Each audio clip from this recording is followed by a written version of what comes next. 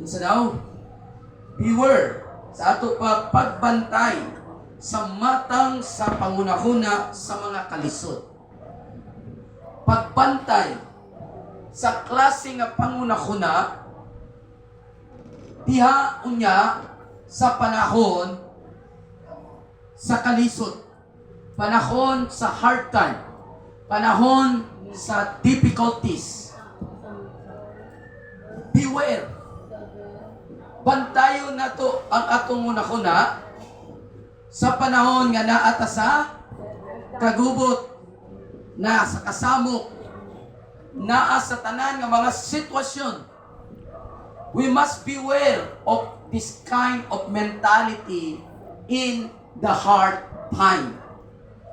Diha nimo makita, mailhan kung unsa ka klase nga hunahuna nga naa. Tama? Dili ka makaingon o dili ka makasayod unsa ba gyud ko klase nga naa nga hunahuna. Unsa ba ang attitude sa akong hunahuna? Unsa ba'y klase nga hunahuna kunaa? So mahibalaan nimo kung unsa ka klase nga nabatunan nga klase nga hunahuna sa panahon asa, sa panahon sa hard time.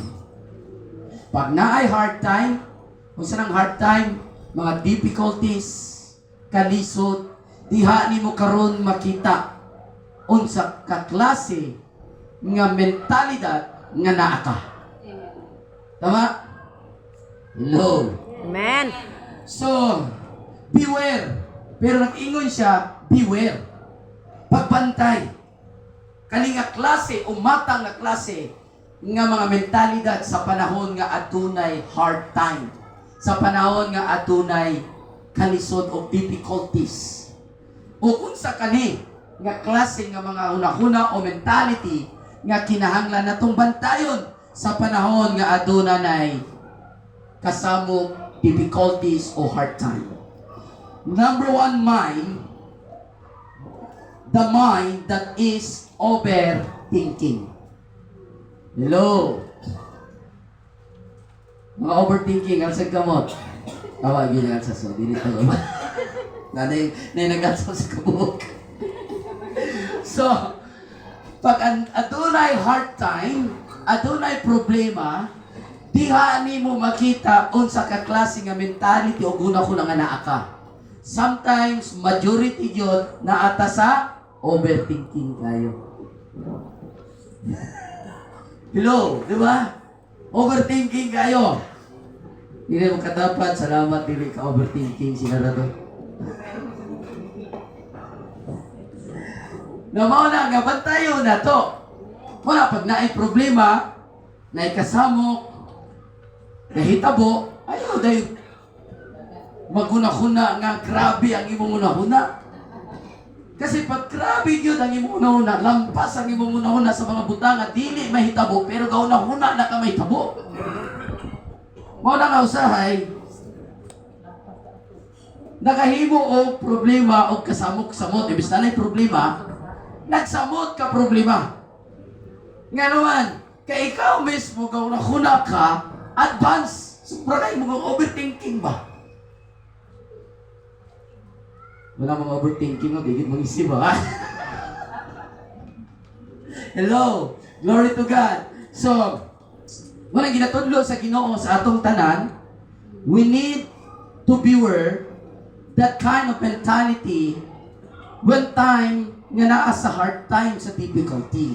So, mailhan nimo o ma-determine nimo kung unsa ka klase nga hunahuna nga naa sa panahon nga adunay difficulties. Ingon ang Bible,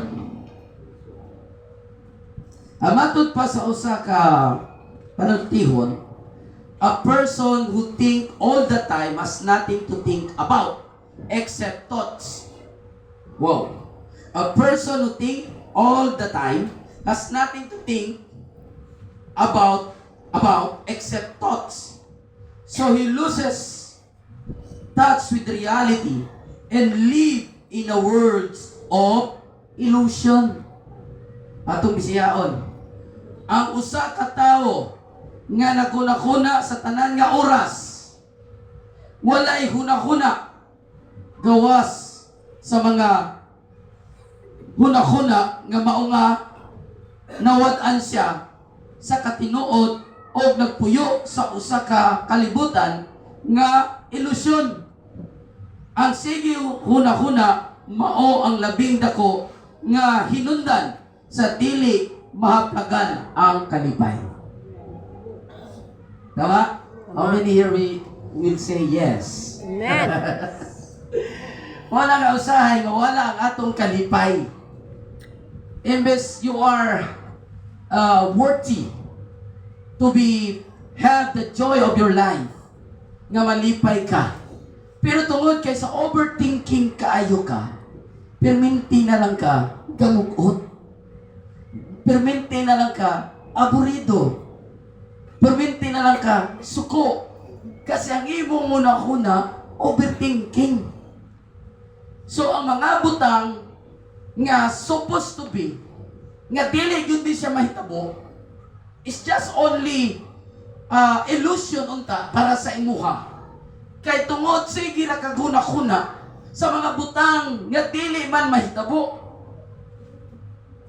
So unsay mahitabo? Kani siya karon mahimong hinundan nga ang imong kasing-kasing o ang imong una-una walay kalinaw o walay kalipay. Uray nung panguban mga pastor, ayaw problema ang problema. Pasag diha ang problema, mo problema sa problema.